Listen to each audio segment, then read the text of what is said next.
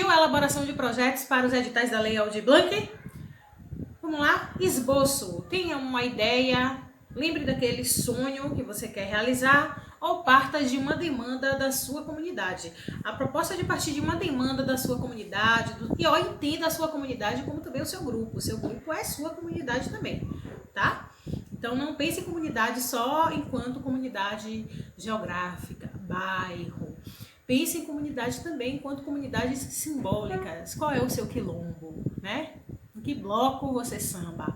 Então, o seu bloco é a sua comunidade. Então, pense em uma demanda dessa comunidade, pense em um sonho, né, seu, dessa sua comunidade que você faz parte, ou tenha uma nova ideia, uma ideia incrível.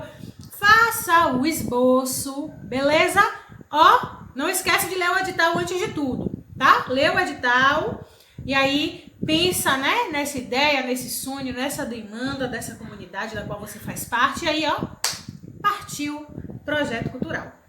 E aí a gente, nessa videoaula, a gente vai falar especificamente no formato de projeto esperado para os editais da Lei Aldir Blanc de Feira de Santana. Beleza? Então, quais são, gente? De uma maneira geral, são 10 itens. O formulário de inscrição de todos os editais lançados pela Prefeitura de Feira no dia 30 de novembro, ele pede para vocês 10 coisas. Que coisas são essas, né? E aí você vai preencher, elaborar o seu projeto.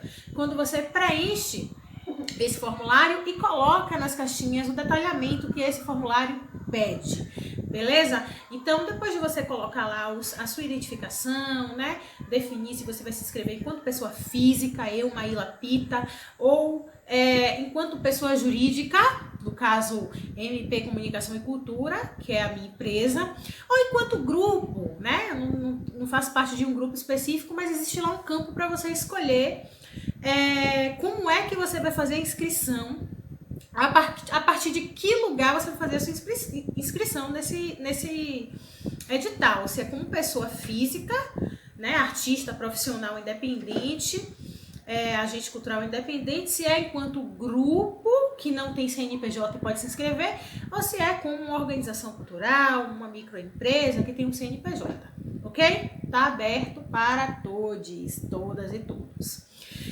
Então, superadas essas etapas, você vai para um campo que se chama apresentação da proposta. É aí que você começa a falar sobre o seu projeto de fato. E aí a primeira coisa que eles pedem é o ambiente de realização do seu projeto.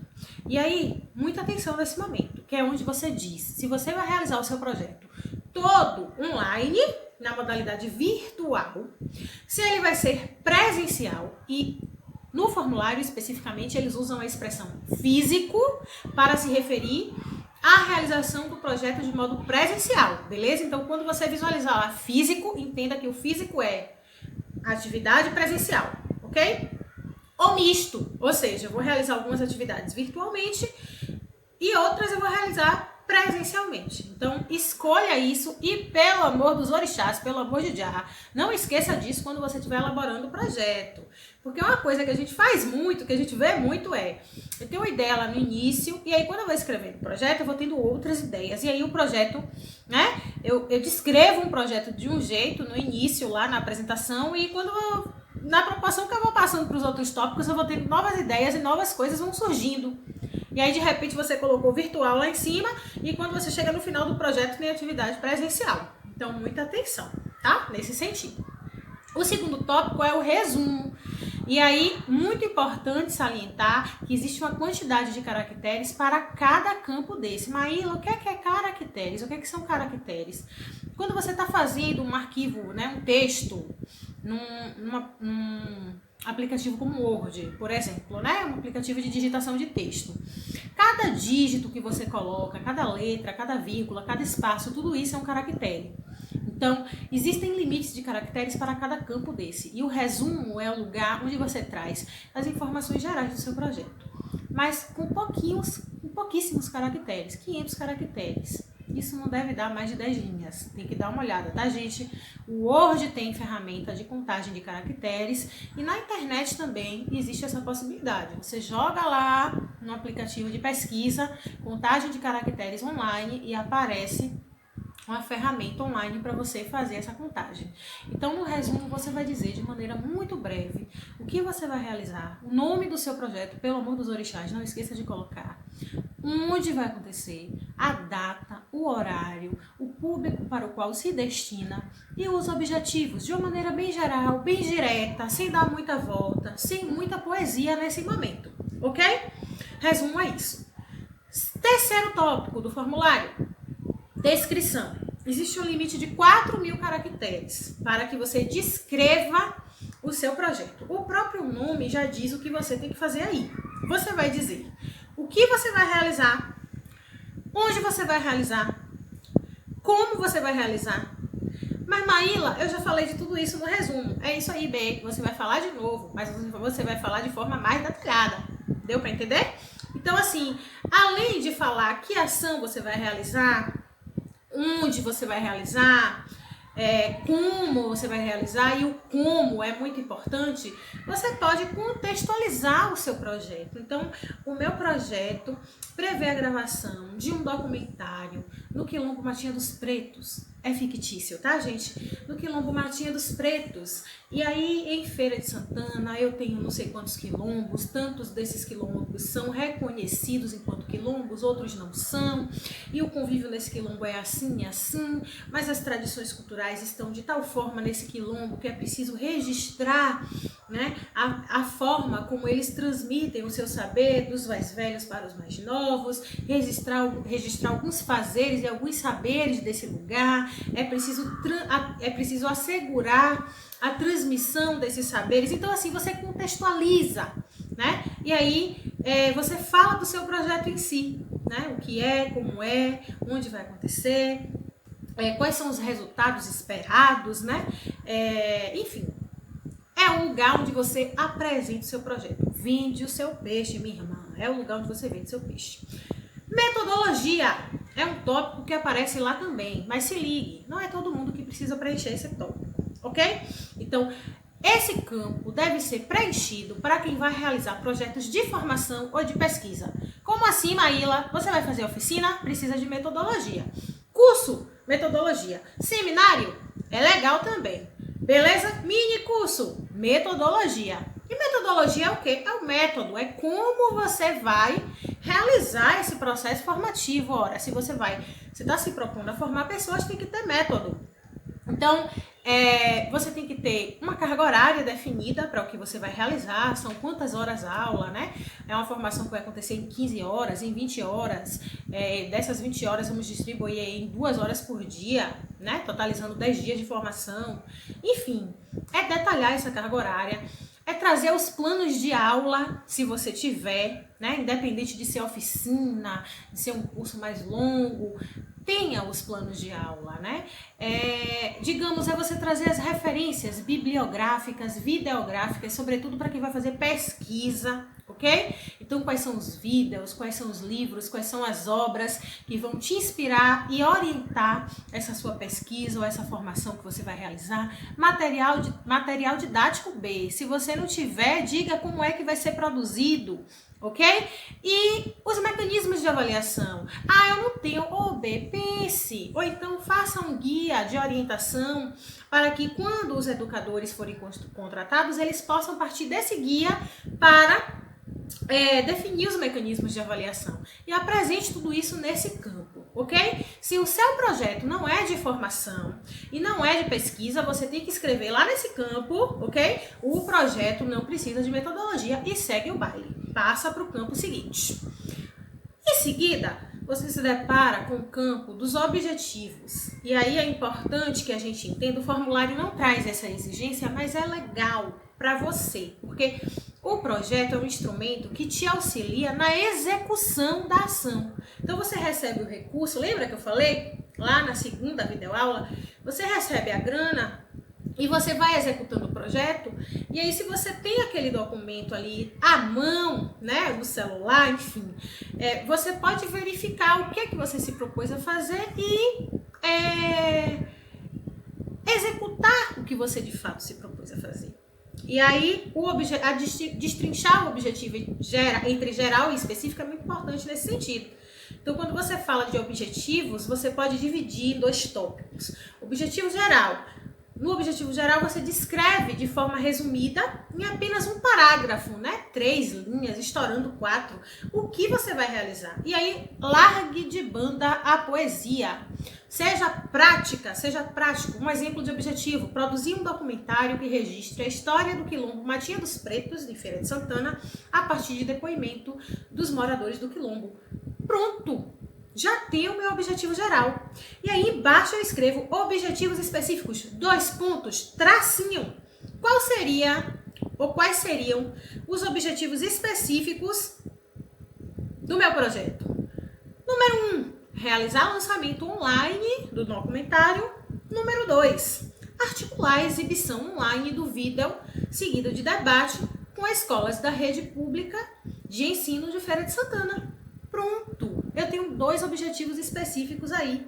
Acabou, é isso que eu vou realizar. Então, entendam que o objetivo geral, ele é genérico, você coloca de forma curtinha o que você vai realizar. E nos objetivos específicos, eles, na verdade, os objetivos específicos são menos abrangentes e correspondem aos detalhes do objetivo geral. Então, são etapas que contribuirão para que você alcance o objetivo geral. Deu para entender? O objetivo geral é gravar o vídeo do Quilombo Matinha dos Pretos a partir dos depoimentos dos moradores do Quilombo. E os objetivos específicos é realizar o lançamento desse vídeo online e também articular com algumas escolas da rede pública de ensino para exibir o vídeo e realizar um debate em seguida. Pronto. Simples assim. Outro tópico, justificativa, muito importante, é onde você diz por que o seu projeto é importante para esta comunidade, para este lugar. Qual é a relevância do seu projeto no contexto onde ele vai acontecer? Lembra que você falou do contexto lá na descrição? Por que foi importante falar do contexto? Porque agora você vai aproveitar aquela descrição e vai dizer: é nesse contexto que o meu projeto se situa e ele é relevante por esse e esse motivo. Você pode trazer também estatísticas, né? Dizer, enfim, fazer uma pesquisa, de repente você já tem esses números, e trazer estatísticas que demonstrem a relevância do seu projeto. Você pode falar do diferencial do seu projeto, se ele tiver esse caráter inventivo, diferencial, inovador. Então, na justificativa, você também vende o seu peixe, mas você vende o seu peixe falando sobre a importância, a relevância, o destaque, o diferencial do seu projeto. Tá joia? Tudo tem quantidades estabelecidas de caracteres. Prestem bastante atenção nisso. A orientação que eu dou é que vocês não preencham o formulário sem antes ter feito o rascunho, porque se você vai direto para o preenchimento online e a internet cai, perdeu tudo, tem que recomeçar. Então, faça isso num arquivo de digitação de texto, né? E salve no seu computador e depois você vai copiando e colando. Assim, você inclusive tem como verificar a quantidade de caracteres antes de começar a preencher o formulário, porque é uma coisa que acontece muito, né? Você começa a preencher e aí de repente escrever um texto de milhões de caracteres e tem que reduzir nas últimas do segundo tempo.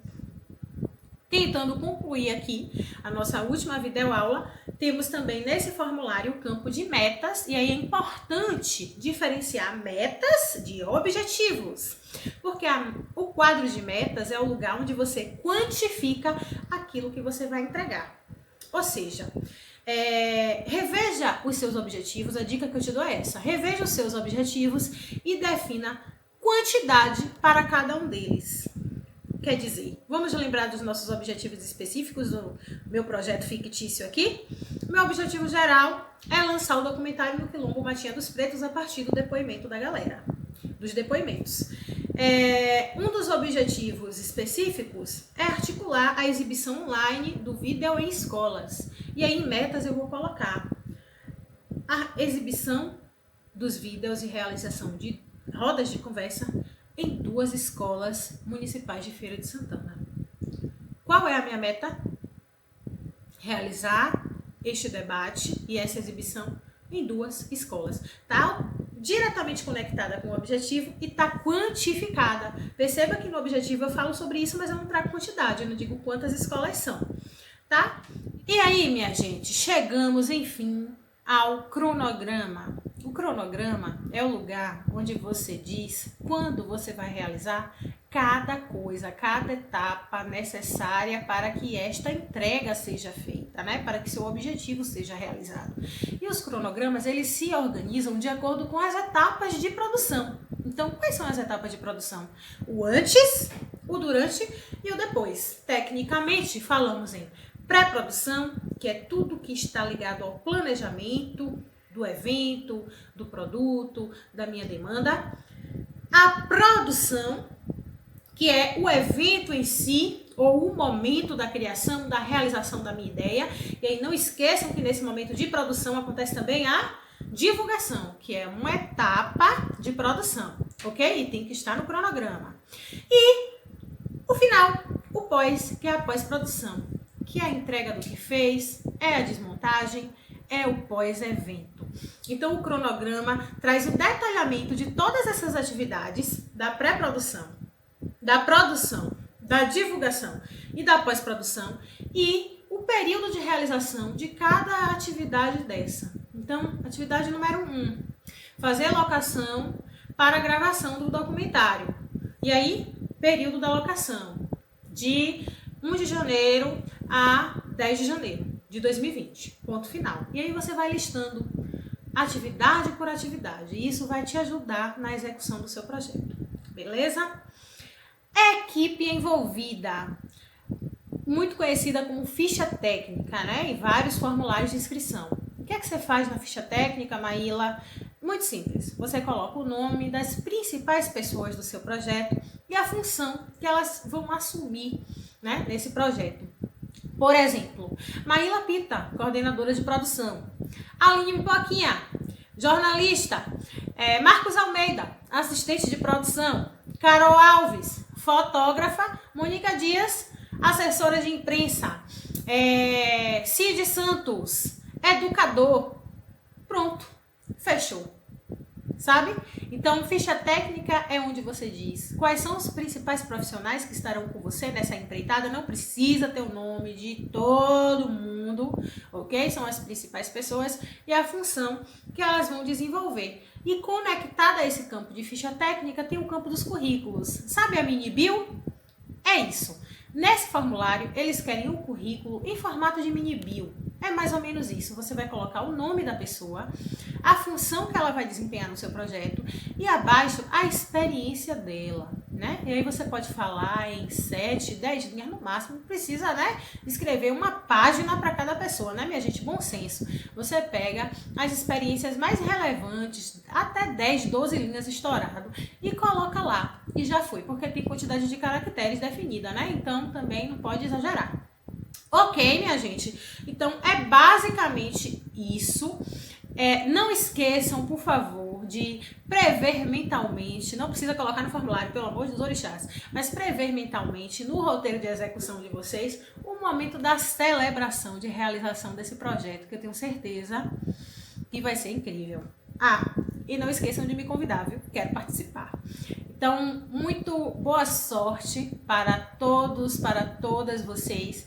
Eu espero visualizar esses projetos potentes, maravilhosos, nas quebradas de vocês. E é isso aí. Um grande abraço.